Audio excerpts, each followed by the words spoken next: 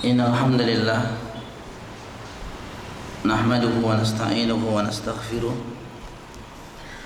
wa na'udzu billahi min shururi anfusina wa sayyiati a'malina. Man yahdihillahu fala mudilla lahu wa man yudlil fala hadiya lahu. Asyhadu an la ilaha illallah wahdahu la syarika lahu wa asyhadu anna Muhammadan abduhu wa rasuluh. Allahumma salli ala Muhammadin wa ala ali Muhammad. Qala Allahu azza wa jalla, ya ayyuhalladzina amanu taqullaha haqqa tuqatih wa la tamutunna illa wa antum muslimun. Wa qala sallallahu alaihi wa ala alihi wa sallam, fa inna astaqal hadithi kitabullah wa khairal huda huda Muhammadin sallallahu alaihi wasallam wa syarrul umuri muhdatsatuha wa kullu muhdatsatin bid'ah. Ma'asyiral muslimin, para jamaah salat subuh rahimakumullah. Yang pertama kita panjatkan puji syukur kita kepada Allah Subhanahu wa taala pada kesempatan di pagi yang mulia ini. Alhamdulillah kita diberikan kemudahan kembali untuk melaksanakan ibadah yang agung di pagi yang mulia ini, yakni ibadah yang diperintahkan dan diwajibkan oleh Allah Subhanahu wa taala, yakni ibadah salat subuh dengan berjamaah. Mudah-mudahan ibadah yang sudah kita laksanakan ikhlas karena Allah Subhanahu wa taala, kemudian juga tata cara yang kita kerjakan laksanakan pun insyaallah sesuai dengan petunjuk dari Nabi kita Muhammad sallallahu alaihi wasallam. Mudah-mudahan Allah Subhanahu wa taala menerima amal ibadah kita. Dan mudah-mudahan di pagi yang mulia ini Allah Subhanahu wa taala mendengar doa-doa kita bersama agar kita diberikan istiqamah dalam hidayah Allah Subhanahu wa taala. Anda ketahuilah para jamaah sekalian, di akhir-akhir ini keimanan kaum muslimin sedikit bahkan mungkin banyak tergoyahkan oleh banyak peristiwa, ya, banyak peristiwa atau kejadian khususnya yang melanda di kota kita, ya, kota Bekasi yang kita cintai ini.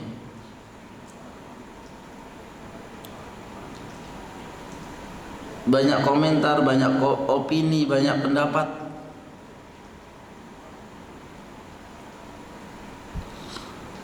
yang kadang opini atau pendapat tersebut keluar dari ketentuan syar'i ini. Sebagai contoh, dan ini masih berhubungan dengan materi yang kita bahas sebenarnya Bapak sekalian, yakni materi tauhid. Dengan adanya curah hujan yang menderai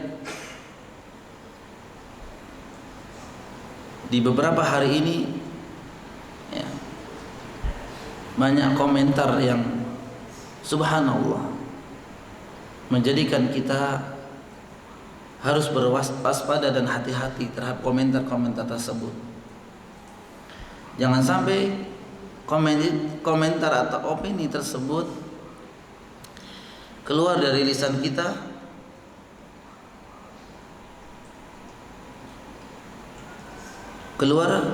kita dan kemudian ternyata itu mengandung kekufuran. Selalu husnudzon kepada Allah Subhanahu wa taala dengan apa yang terjadi pada saat ini Bapak sekalian. hujan yang begitu menderai ya, siang, malam, pagi, sore. Dan mungkin sebagian dari beberapa daerah ya, itu tergenang air hujan, banjir dan seterusnya. Tetap kita husnudzon kepada Allah Subhanahu wa taala.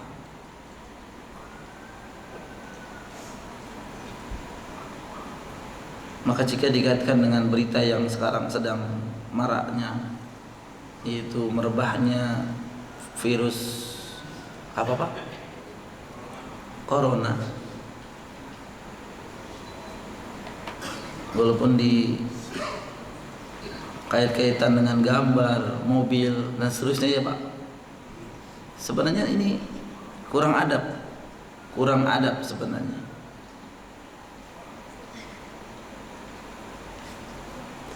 Tetap dikatakan kita serius, namun bukan juga serampangan. Apalagi mungkin teman-teman yang sudah memiliki keilmuan kedokteran misalkan, tentu akan menganggap ini serius. Namun bukan juga untuk bahan candaan.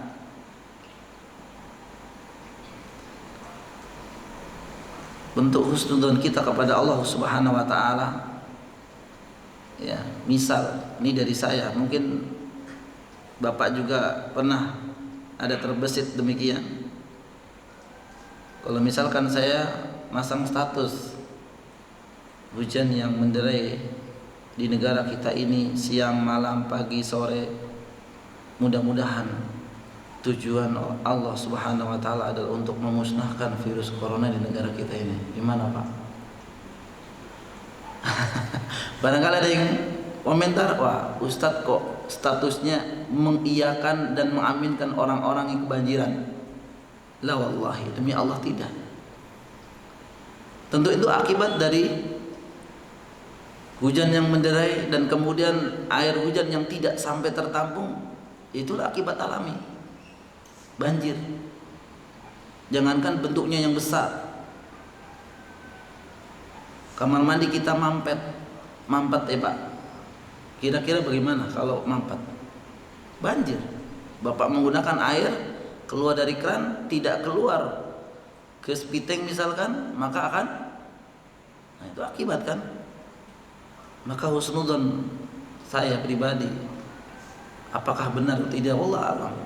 Karena memang kita disarankan untuk husnudzon kepada Allah Subhanahu wa taala setiap apa yang kita alami. Dan hendaklah ketika itu memang bentuknya adalah musibah, maka kita bersuudzon kepada diri kita. Kenapa Allah Subhanahu wa taala menurunkan hujan begitu deras, bertubi-tubi di negara kita ini? Suudzon kepada kita. Sehingga tidak sedikit barang-barang yang kita miliki. Jadi sebagian dari kaum muslimin yang dimiliki, bentuknya kendaraan kah, rumah kah, ya, banyak cerita bengkel-bengkel sekarang penuh, betul tuh Pak. Bahkan mungkin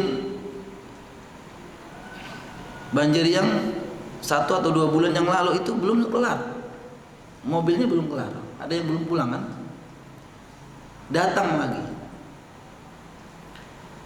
Sekali lagi, selalu dan senantiasa kita introspeksi. Karena Allah Subhanahu wa taala dengan jelas dalam Al-Qur'an menyatakan zaharal fasadu fil barri wal bahri bima kasabat aydin nas. Kerusakan yang ada di daratan dan di lautan itu kata Allah semua atas tangan-tangan manusia. Dalam surat Rum ayat 42 kalau salah ya. Karena tidak mungkin Allah Subhanahu wa taala memberikan bala, memberikan musibah kecuali memang atas sebabnya dari tangan-tangan kita Bapak sekalian. Maka kita introspeksi di kenapa? Mungkin saja dari kita banyak orang-orang yang sudah mampu, harta kita sudah masuk nisab dan haul, namun belum dikeluarkan zakat. Allah mengambil dengan caranya. Mungkin saja orang-orang Indonesia ini sudah mampu untuk berhaji, namun masih bakhil untuk menunaikan ibadah haji ke tanah suci. Maka Allah ambil dengan caranya. Mungkin dan mungkin terus demikianlah, sehingga kita selalu memperbaiki diri. Alhamdulillah, mungkin sebagian dari kita tidak terkena. Bukan berarti kemudian kita tetap aman. Kita tetap memohon kepada Allah Subhanahu wa taala agar kita semua dijaganya.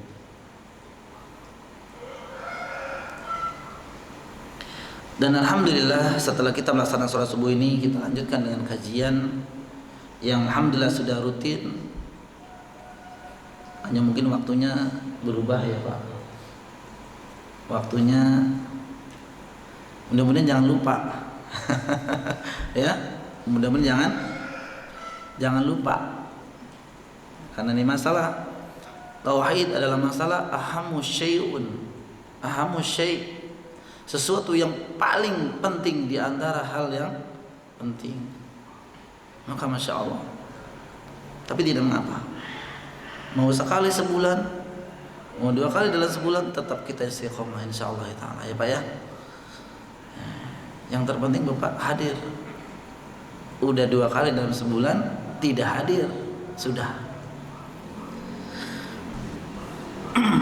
Baik Bapak sekalian rahimakumullah, insyaallah kita akan lanjutkan di pagi yang mulai ini dengan materi baru, yakni kita membahas di bab ke-8,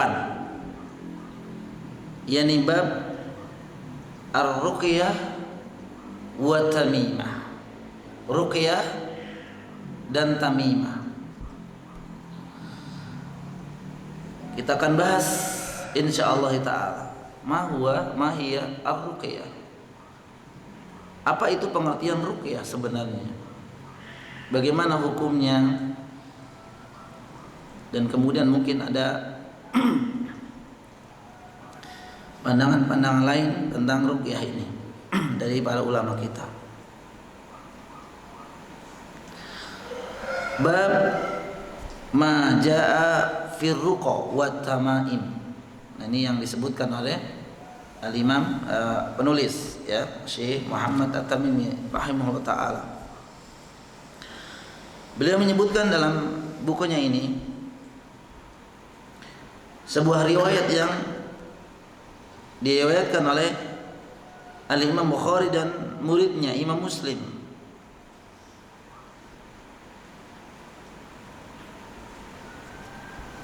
Dalam kitab sahih mereka, fi sahihi an Abi Bashir Al-Ansari radhiyallahu anhu. Disebutkan dalam satu riwayat ini dari Bashir Al-Ansari radhiyallahu annahu kana ma'a Rasulillah sallallahu alaihi wasallam, bahwa dia pernah bersama Rasulullah sallallahu alaihi wasallam fi ba'di asfarihi, di sebagian atau di salah satu perjalanan beliau menemani Nabi sallallahu alaihi wasallam dalam safar.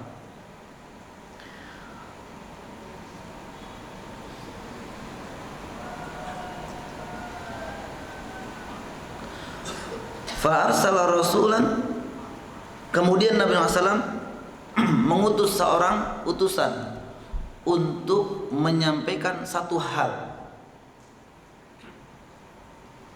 ya, untuk menyampaikan satu hal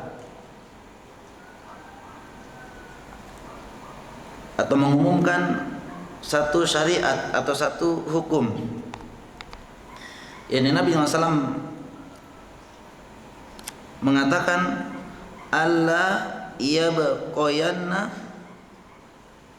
fi raqabah ba'irin kiladah min watarin aw kiladatun illa quti'at.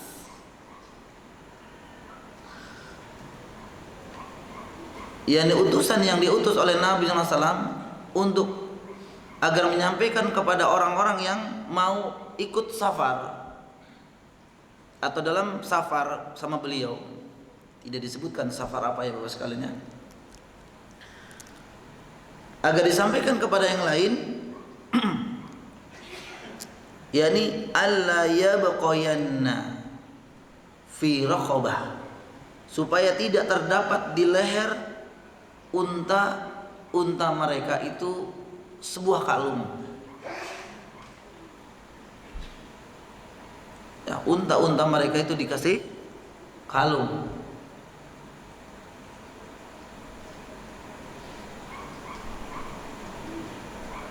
Fi raqabatin ba'ir qiladah min watarin aw qiladatun illa quti'at, atau maaf, di leher unta sebuah kalung yang terbuat dari busur panah atau dari kalung-kalung yang bentuknya lain, kecuali kata Nabi semua itu harus diputus, harus dihilangkan, harus dipotong. Ini menunjukkan dahulu ada sebagian keyakinan menggantungkan kendaraannya, yaitu unta, mungkin kendaraan yang lainnya, bighal, keledai, ya, khimar, itu digantungkan sesuatu. Kalau itu digantungkan, bentuknya adalah busur panah, digantungkan di leher kendaraan mereka. Maka perintah Nabi SAW, kecuali itu harus dipotong, diputus, semua dihilangkan.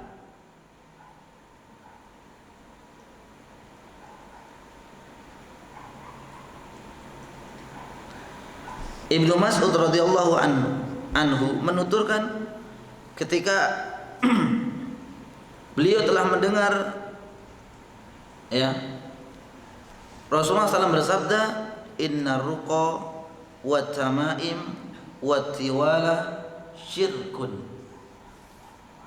karena sesungguhnya ruqyah, tamimah dan tiwalah adalah merupakan perbuatan kesyirikan. Hadis ini diriwayatkan Imam Ahmad dan Imam Abu Dawud. Tentu apa yang diletakkan di leher kendaraan-kendaraan mereka itu bukan sekedar untuk hiasan, bukan untuk sekedar hiasan, namun mereka bertujuan tali busur dan apa saja yang digantungkan di kendaraan-kendaraan mereka ini adalah ditujukan atau bertujuan untuk tolak bala, atau mungkin agar kendaraannya tetap sehat. Kita sudah bahas kemarin, kalau kendaraan berupa onta tetap sehat, ya dikasih makan, dikasih susu, begitu ya Pak. Tapi ini dikalungkan busur panah, nyambung nggak Pak? Nah ini dia, Bapak bilang nggak nyambung, tapi mereka mengatakan nyambung karena ada keyakinan dalam hatinya. Mungkin ini bisa kita ambil ibrah. Wah Ustadz, kita tidak punya kendaraan berupa unta, kemudian apalagi Pak, kuda. Kalau di sini kuda bahkan untuk bisnis ya Pak. Untuk bisnis di sana di Mutiara Gading atau mungkin di tempat-tempat lain. Kalau sore itu naik hanya 200 meter bolak-balik 10.000, khusus anak-anak. Alhamdulillah anak-anak kita dilatih untuk berkuda. Namun mungkin kendaraan-kendaraan yang kita maksud di sini pula kendaraan-kendaraan yang ada pada hari ini, ya, kendaraan-kendaraan yang ada pada hari ini, bentuknya mungkin kendaraan mobil, motor dan seterusnya, yang mungkin ada sebagian dari kaum muslimin yang masih menggantungkan sesuatu di kendaraannya? Ada nggak Pak? Ada. Tapi kalau yang digantungkan minyak apa namanya? Parfum. Itu mah memang tujuan Bapak bukan untuk, tapi agar harum ya di dalamnya. Biasanya dicandelin di apa namanya Pak? Kaca spion yang buat. Namun jika yang digantungkan apapun bentuknya, tasbih adalah bertujuan dan yang lain adalah bertujuan sebagaimana tujuan yang ditujukan oleh orang-orang ini, bahkan mungkin harus digantungin bekas sendal jepit. Ada nggak Pak? Ada. Ya mungkin ada yang beranggapan kalau sendal jepit itu pasti di luar ya Pak, bukan di dalam ya. Kalau di dalam mengganggu pemandangan. Kalau memang ya tidak ada tujuan apa-apa dan gak ada tujuan apa-apa juga, aneh juga. Kenapa sendal jepit digantungkan di mobil belakang Bapak? Apalagi itu digantungnya ketika Bapak mau mudik. Maaf saya, apa tujuan Bapak? Ya.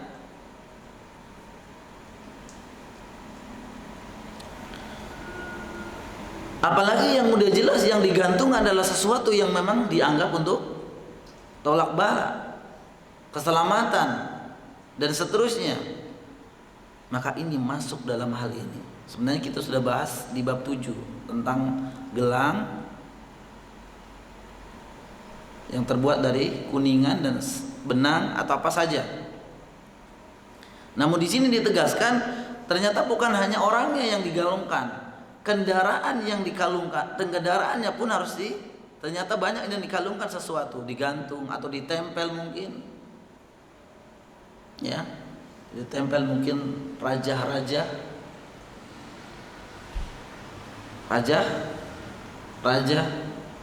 yang Bapak juga sendiri ketika ditanya ini bacaan apa Pak? Nggak tahu, pokoknya yang penting disuruh ditempel, kata Pak Kiai saya. Di belakang mobil, di depan mobil, di samping mobil, di dalam mobil, rumah, dan dimanapun.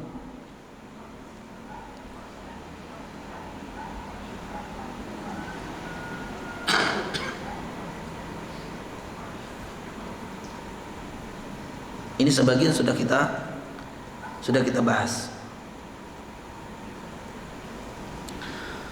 Kemudian dalam hadis yang marfu pula dari Abdullah bin Ukaim bahwa Rasulullah SAW bersabda, "Man ta'allaqa syai'an wukila ilaihi." Nah, ini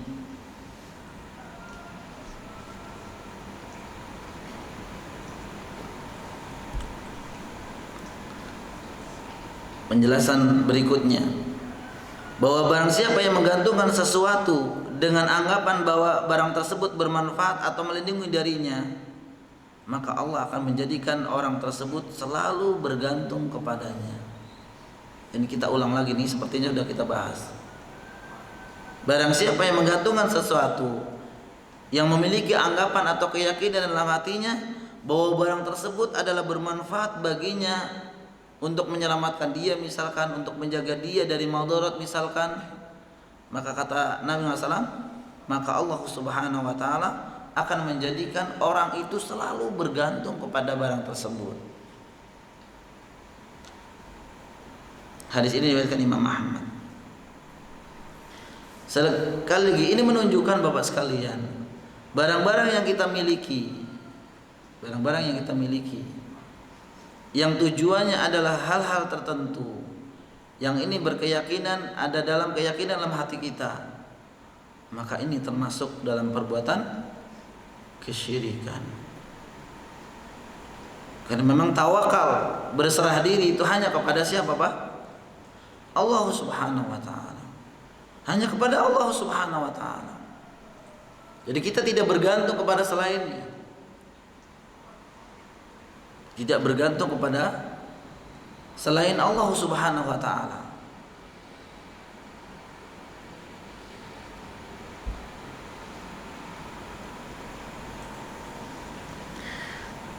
Dalam hadis yang disebutkan tadi, innar ruqa, yaitu ruqyah,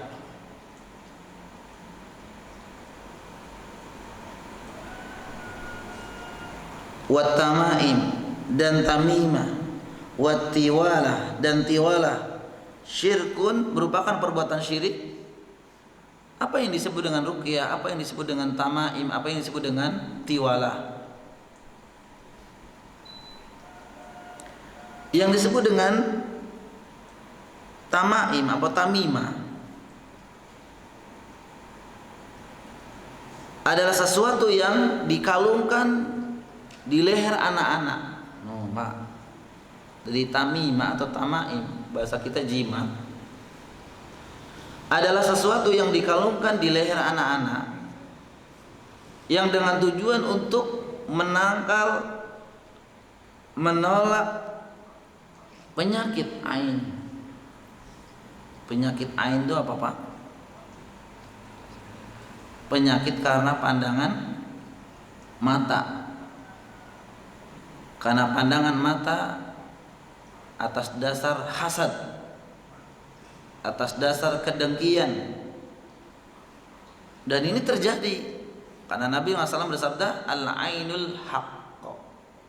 Penyakit ain itu benar adanya, walaupun banyak orang yang tidak menganggap,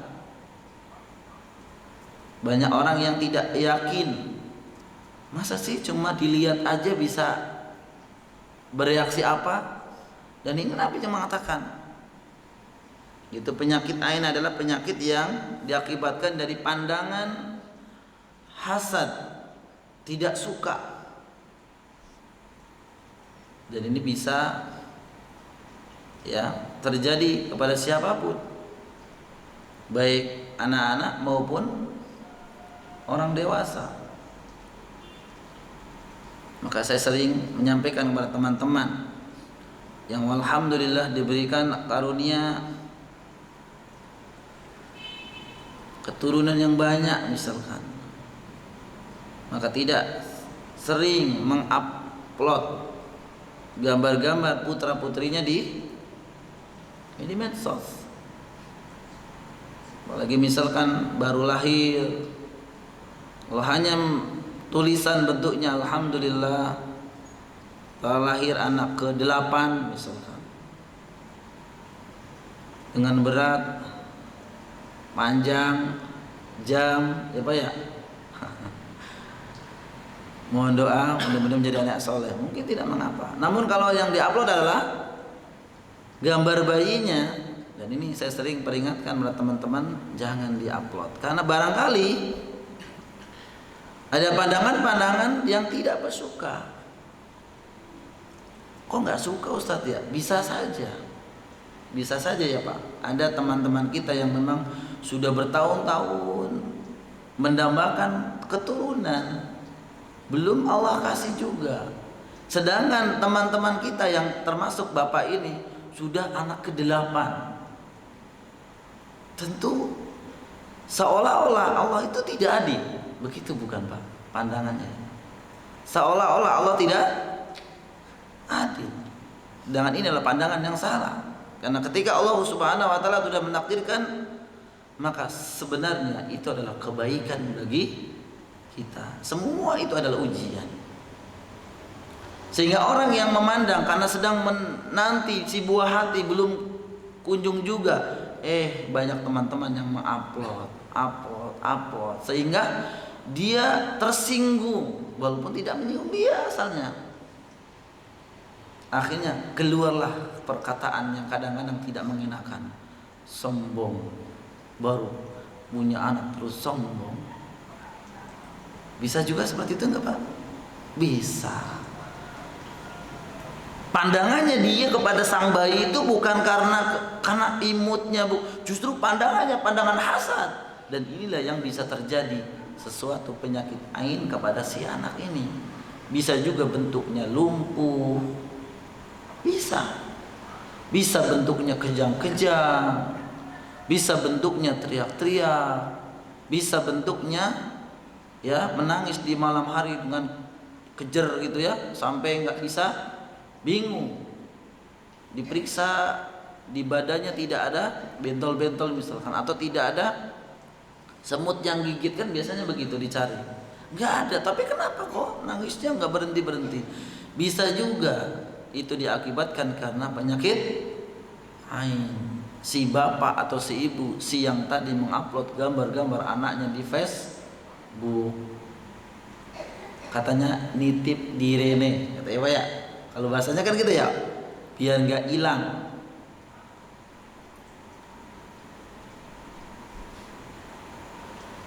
Tamimah adalah sesuatu yang digantungkan di leher atau di mana-mana Pak, bisa saja di tangan. Dan sering kita lihat bukan Pak ya, kalau ada bayi lahir itu biasanya ada gelang yang hitam itu, benar nggak Pak? Iya, termasuk anak saya juga dulu gitu ya Pak, bukan saya, Bapak maksudnya. Kenapa? Itu digantungkan oleh ya dukun bayi. Ya, dukun bayi. Dan itu ternyata termasuk tamimah. Ya, termasuk tamimah. Yang disebutkan dalam hadis tadi, inna ruqa wa tamaim wa tiwala syirkun. Itu merupakan perbuatan syirik. Jadi minimal, walaupun si anak tidak mengetahui, si orang tua sudah mengajarkan kesyirikan sejak dini. Mengajarkan perbuatan syirik kepada anaknya walaupun dia tidak mengetahui. Tapi bapak sudah mengajarkan kepada anak-anak kita, kalau dikalungkan sesuatu dengan tujuan untuk menolak dan menghentikan, menangkal bala penyakit, maka itu termasuk. Kecuali memang kemarin yang disebutkan misalkan hal-hal yang secara ilmiah itu bisa dibuktikan. Ya, mungkin ada teman-teman yang memakai gelang magnet, karena secara ilmiah katanya ya Pak ya, itu berpengaruh atau bisa mengurangi penyakit tertentu.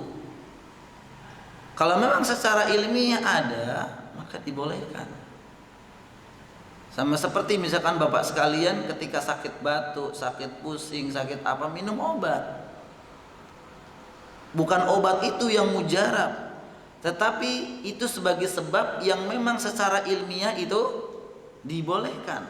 Secara ilmiah itu terbukti bahwa obat A ini menyembuhkan penyakit ini.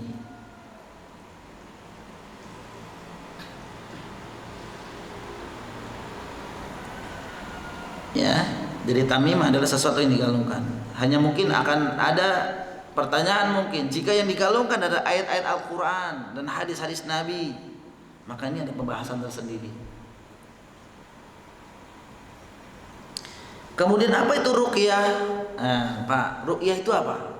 Ruqyah, qaf ya, pakai ruqyah, qaf ya Pak ya, bukan ruqyah, bukan pakai hamzah. Kalau ruqyah artinya melihat ya Pak, ru'yatul hilal.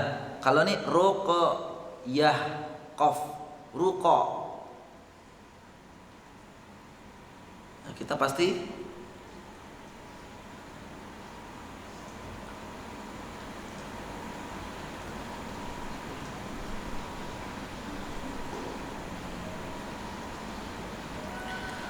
ya, kita pasti udah tahu ruqyah itu karena sudah populer.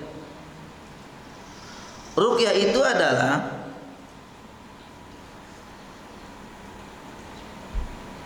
tentang ruqyah juga disebutkan di sini, termasuk jimat juga. Ruqyah itu adalah menyembuhkan penyakit dengan membacakan ayat-ayat Al-Quran atau doa-doa atau mantra-mantra. Itu disebut dengan ruqyah.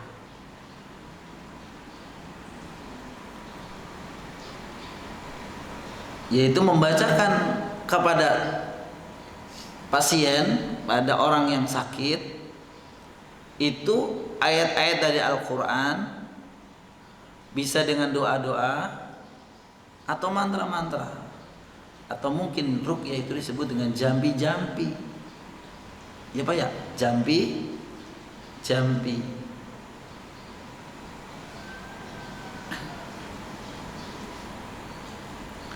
Dan ruqyah ini ternyata termasuk jimat juga. Jadi misalkan Bapak menggunakan menyembuhkan penyakit itu dengan ruqyah, berarti Bapak sedang menggunakan jimat. Jimat ini bentuknya mantra. Bentuknya itu bacaan. Terus mengenai ruqyah ini, tadi disebutkan kenapa disebut dengan ruqyah itu termasuk perbuatan syirik. Ya, ruqyah itu termasuk perbuatan syirik. Maka jangan sampai berhenti di sini, Nanti kalau saya pulang, Bapak pulang langsung ruqyah termasuk syirik. Berarti nggak boleh. Maka ruqyah secara umum tadi disebutkan adalah membacakan ayat-ayat Al-Quran, membacakan doa-doa dan mantra-mantra. Maka di sini ada dua kategori ruqyah. Ada kategori ruqyah, ruqyah syar'i dan ruqyah syirik. Maka yang dimaksud dengan warruqa, wattamaim, wattiwala syirkun, bahwa ruqyah termasuk syirik, ya inilah yang dimaksud dengan ruqyah yang perbuatan syirik adalah ruqyah yang syirik. Memang ada ruqyah yang syirik, kita bahas. Jadi ruqyah yang dibolehkan atau ruqyah syar'i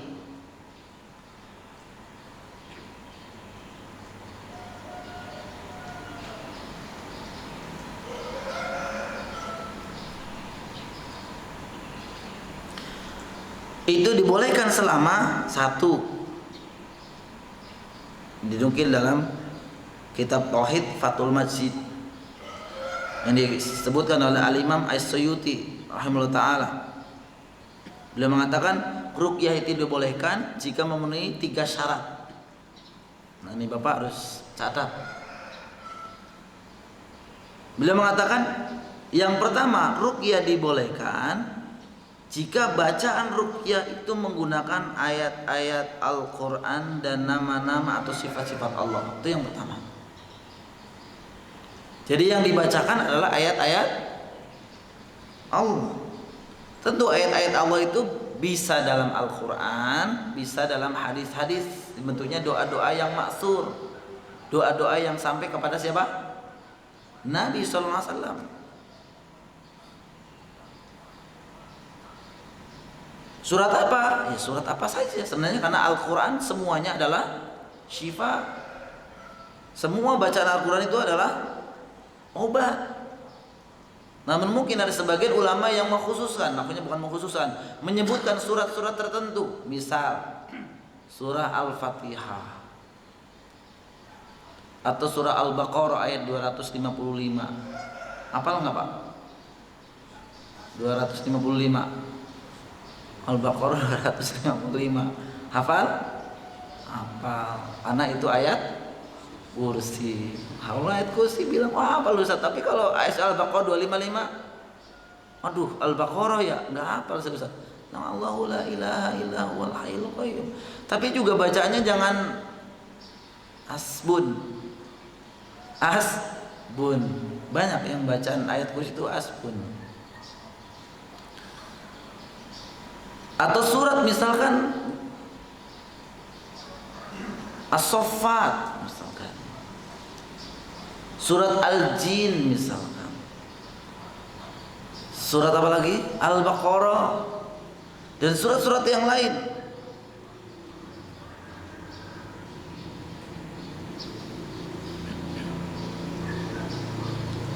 Bahkan sebagian dari pendapat para ulama itu bukan hanya 3 justru, ditambahi dengan bacaan yang dibaca adalah dibaca secara jahar.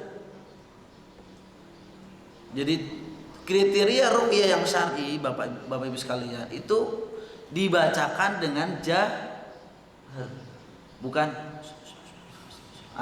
itu biasanya dia lagi komunikasi sama jinnya. Kalau bahasa Bapak, ya bahasa kita mah, kamu ngapain di sini? Ini teman saya, pergi sana. Lah saya juga di sini juga diutus ngomong sama Tuhan kamu deh. Bilang saya Pak Iwan di Aufida. Oh, terkenal ya, akhirnya keluar dia. Walaupun di awalnya a'udzubillahi minasyaitonirrajim, bismillahirrahmanirrahim. Biasanya untuk mengkelabui pasiennya saja. Ya. Mengkelabui pasien saja. Apalagi dilihat seperti menarik benang. Nah, ini kalau memang betul-betul memang hanya dia yang tahu, berarti dia gaib kan? Ini hati-hati.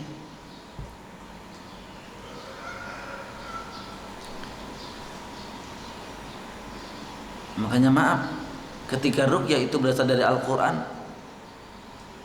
ada nggak dukun yang baca Al-Qurannya bagus? Wah ada Ustadz, tapi jarang. Benar nggak Pak? Kalau yang disebutkan tadi surah Al-Baqarah, nggak hafal surah Al-Baqarah.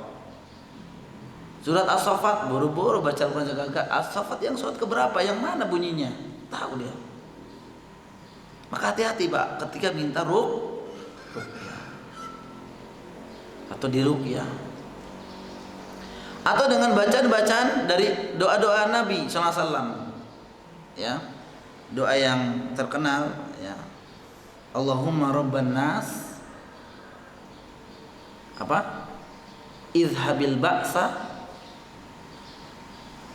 Allahumma rabban nas idhabil ba'sa ishfi anta syafi la shifaa'un illa shifa'uka shifaan la yughadiru saqama. Wahai Tuhan sesembahan manusia, idhabil ba's, ya, hilangkan penyakitnya. Ishfi, sembuhkan dia ya Allah.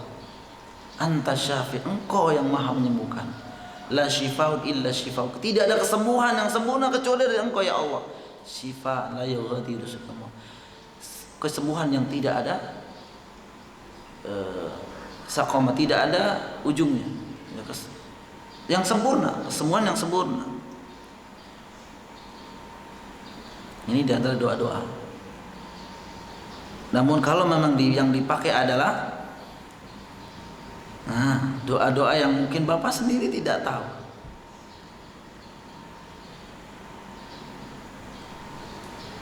Ini yang pertama. Yang kedua, ini baru masuk ini Pak, suruk. Dengan 5 menit nanti kita bisa ini. Yang kedua, dibolehkan kata beliau menggunakan bahasa Arab. Menggunakan bahasa Arab atau dengan kalimat-kalimat yang mempunyai makna. Yang mempunyai makna. Saya pernah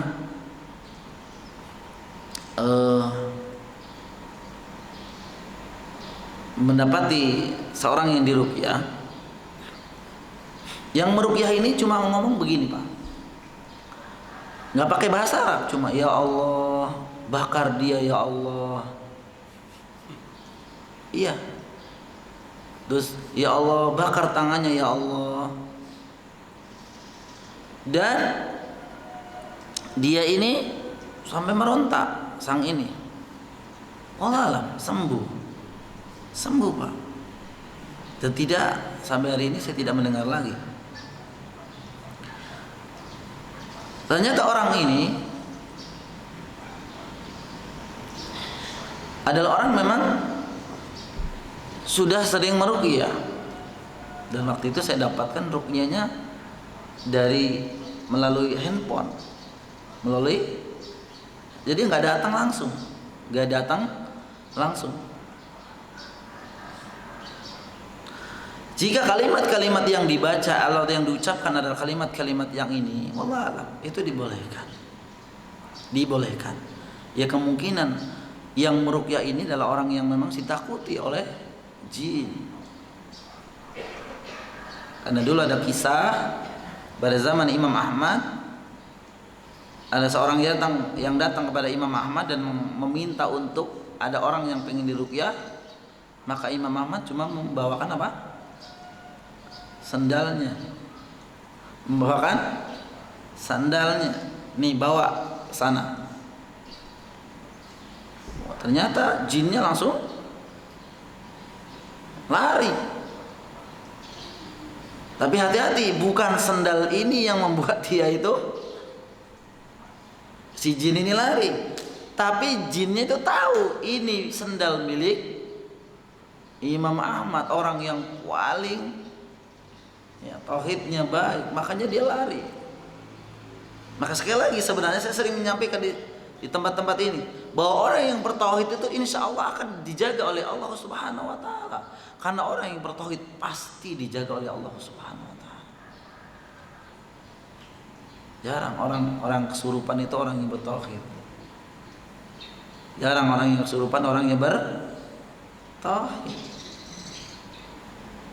Ya, karena ketika dulu saya sering menemani, bahkan saya sendiri sering meruqyah, itu kalau kita tanya jinnya itu banyak versi mereka, banyak alasan dan sebab kenapa kamu itu menggoda dia.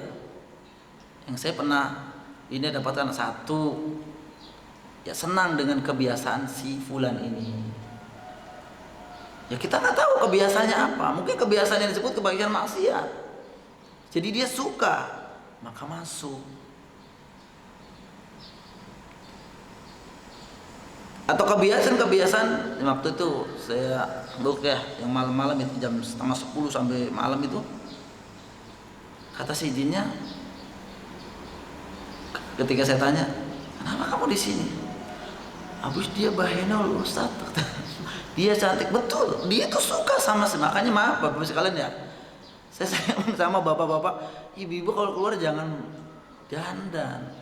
Bukan jin manusia saja yang suka, jin dari alam jin itu juga suka mereka.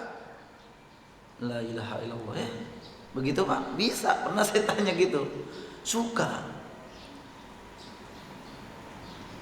Atau dia karena dia masuk rumahnya dia dan itu karena mungkin dia suka. Waktu itu saya tanya juga karena ada gambar-gambar, maaf ya, calak. Serius. Ada gambar-gambar calak, kan gambar-gambar calaknya ganteng-ganteng tuh Pak. Iya betul, makanya waktu itu saya sobek-sobek, saya bilang gini, maaf ya, saya bukan menyobek gambar ininya, tapi ini karena memang pengakuan dia seneng sama gambar-gambar calaknya dipasang di rumah, besar sekali. Tuh kan Pak, apalagi foto bapak yang foto istri bapak, makanya jangan dipajang, dilihatin sama jin, di album saja.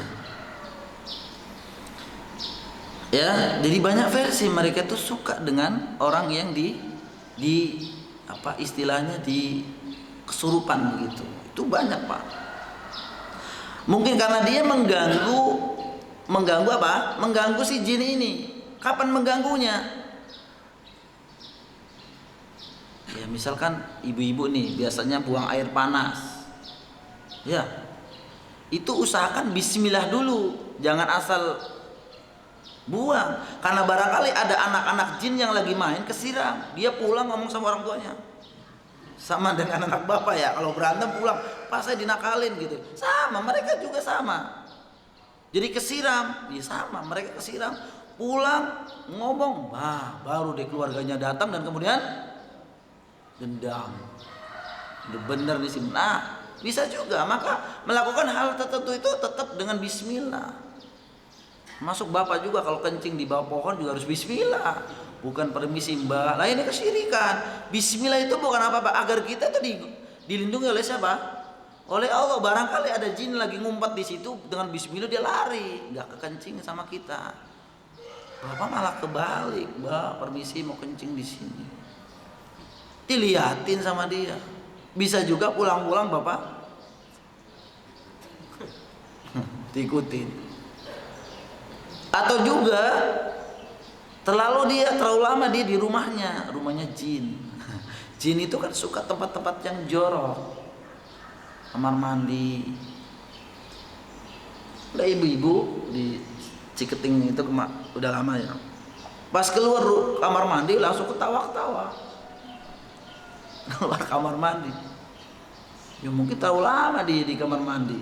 Enggak lama, la taf'alu. Saya tidak tahu apa yang dilakukan. Pokoknya suami, wah semuanya ini. Ya, itu tentang kesurupan Pak. Dan ini sering terjadi di siapapun.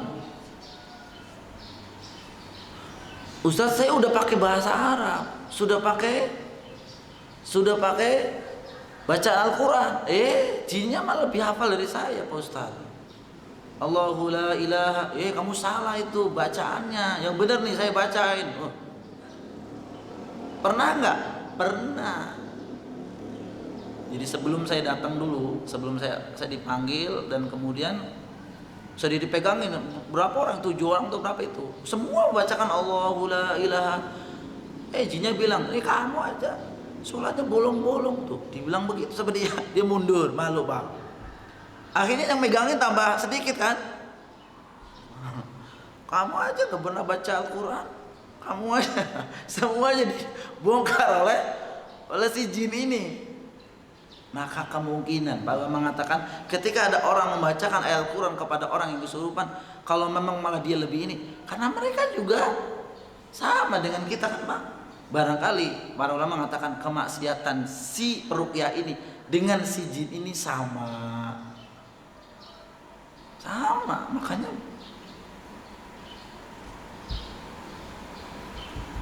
Masya Allah. Yang kedua sudah menggunakan bahasa Arab. Yang ketiga, yang terakhir, yang diruqyah dibolehkan adalah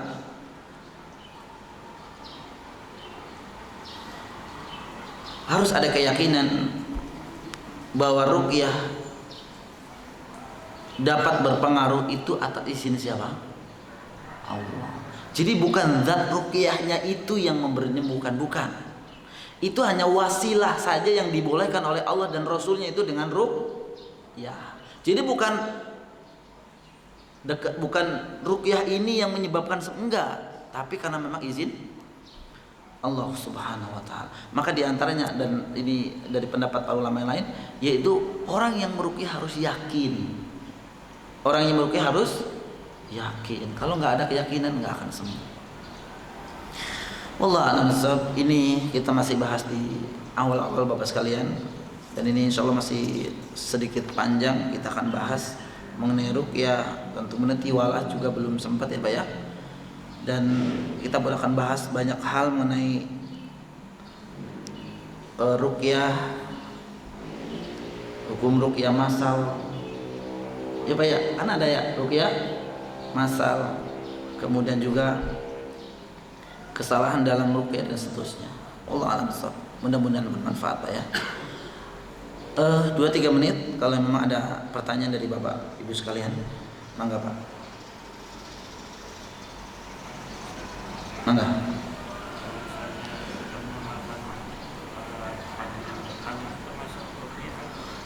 Itu termasuk ruqyah, karena ruqyah secara bahasa itu jampi-jampi.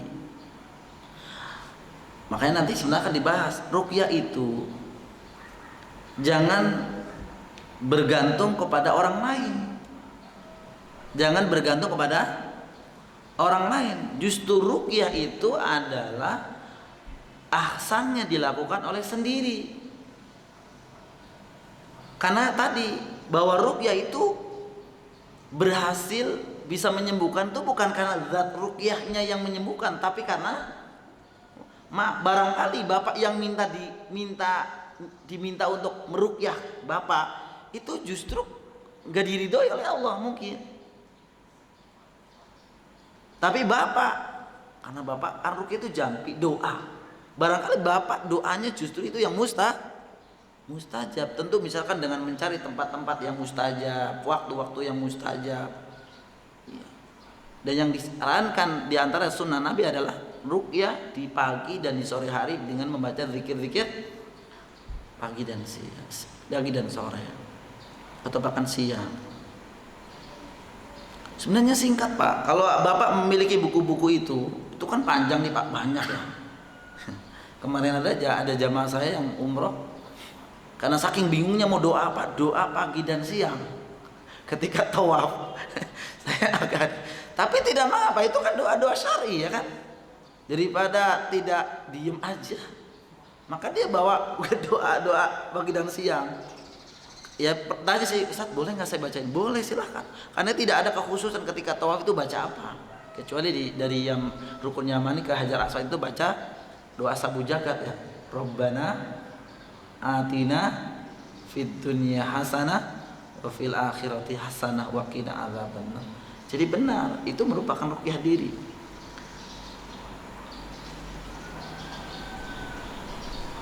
Asalnya dari dilakukan oleh diri sendiri, jangan tergantung pada orang lain. Dan saya tambahin bahwa ruqyah itu bukan alternatif. Nah, ini dia Pak. Biasanya orang itu ruqyah itu pasti ujungnya artinya gini, ruqyah ketika Bapak sakit atau kita sakit itu biasanya bukan ruqyah yang diutamain. Bukan ruqyah yang diutamain, tapi yang lain dulu. Justru kebalik, ruqyah dulu. Penyakit apa Ustadz? Kesurupan. Semua penyakit. Bukan penyakit ini saja. Misalkan Bapak ini ya penyakit misalkan ini apa namanya? Punggungnya sakit atau ininya sakit. Maka langsung saja ya Allahumma rabban nas isfi au idhabil ba'sa isfi anta syafi la syifa min. Gitu. Langsung pegang kemudian ini. Termasuk kita ketika mau tidur dan kemudian membaca surat Al-Ikhlas, Al-Falaq, An-Nas, ayat kursi dan kemudian meniupkan ya Pak ya, kemudian mengusapkan ke seluruh badan sebisanya, maka itu perintah Nabi dan itu termasuk ruqyah juga.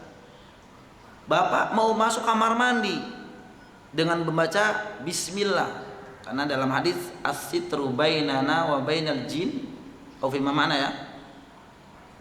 Idza dakhala ahadukum fayaqulu bismillah. Fi mana? Jadi penghalang pandangan jin dengan kita di kamar mandi. Idza dakhala kata Nabi, jika kalian memasuki kamar mandi, qalu atau fayaqulu bismillah, dengan baca bismillah. Ketika Bapak membaca bismillah itu akan ditutup oleh Allah, itu tidak dilihat. Nah itu pun ruqyah juga. Bahkan doa yang jelas, Allahumma inni a'udzubika minal khubuthi wal khaba'ith. Ya Allah, aku berlindung kepadamu dari jin atau setan laki-laki dan setan perempuan. Itu udah jelas, berarti Bapak memang kita meminta perlindungan kepada Allah. Itu namanya ruqyah juga. Makanya maaf, orang yang sering membaca doa itu sebenarnya sudah sering meruqyah. Bapak misalkan lagi gundah dalam hati nih, ya gundah banget, ini kenapa ya, kok apa namanya, kok nggak enak badan hari ini, bukan enak, nggak enak hati. Kan Bapak kalau nggak terbiasa doa itu biasanya, oh, terjadi apa ya, mau terjadi apa ya, itu. Tapi kalau Bapak langsung ingat, mungkin bisa membaca Sayyidul Istighfar, Allahumma anta rabbi la ilaha illa anta khalaqtani wa ana 'abduk, dan seterusnya. Atau membaca astagfirullah wa atubu ilaih, astagfirullah wa atubu ilaih. Karena Bapak berkeyakinan, ya ada hadis yang menyebutkan apa? Man lazimal istighfar ja'alallahu lahu min kulli dhiqin makhrajan wa min kulli hammin farajan wa razaqahu min haitsu la yahtasib. Hadis ini diriwayatkan Imam Ibnu Tirmidzi. Barang siapa yang melazimkan istighfar, maka dengan istighfar itu Allah akan mudahkan semua urusannya. Allah akan tenangkan kegundah gulananya. Masya Allah.